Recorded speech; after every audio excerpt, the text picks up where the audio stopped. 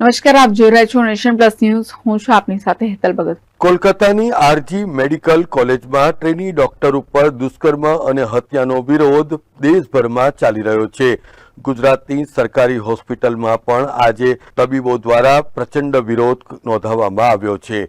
મહિલા તબીબ જોડે બનેલી ક્રૂર ઘટનાના વિરોધમાં તબીબી આલમમાં ભારે રોષ વ્યાપી ગયો છે અને જેને પરિણામે સરકારી હોસ્પિટલના ડોક્ટરો અને રેસિડેન્ટ ડોક્ટરોએ હડતાલનું શસ્ત્ર ઉગામ્યું છે અને ઓપીડી તેમજ વોર્ડ સર્વિસથી દૂર રહેવાની પણ એલાન કરી દેવામાં આવ્યું છે. જો કે દર્દીઓને હાલાકી ન પડે તે માટે આ ડોક્ટરો દ્વારા ઇમરજન્સી સેવા ચાલુ રાખવામાં આવી છે.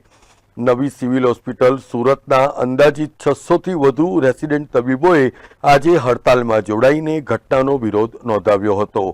નવી સિવિલ હોસ્પિટલમાં ઓપીડી ચાલુ થઈ છે, જો કે રેસિડેન્ટ ડોક્ટરો આવ્યા નથી અને ડોક્ટરો આવ્યા બાદ ઓપીડી ચાલુ થશે તેવું જાણવા મળ્યું છે, પરંતુ હાલ તો ઓપીડીની બહાર દર્દીઓની લાંબી લાઈન લાગી ગઈ છે.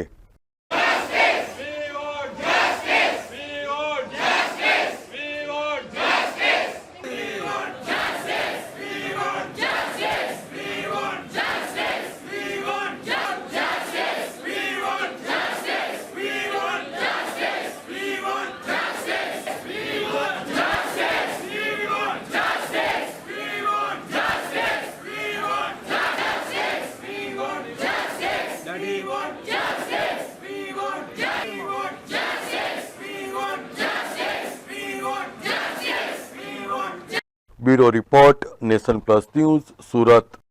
સમાચારોના સતત અપડેટ મેળવવા માટે અમારી નેશન પ્લસ ન્યૂઝની યુટ્યુબ ચેનલને સબસ્ક્રાઇબ કરો, બેલ આઇકન દબાવો અને જોડાયેલા રહો ફેસબુક, ઇન્સ્ટાગ્રામ અને ટ્વિટર પર.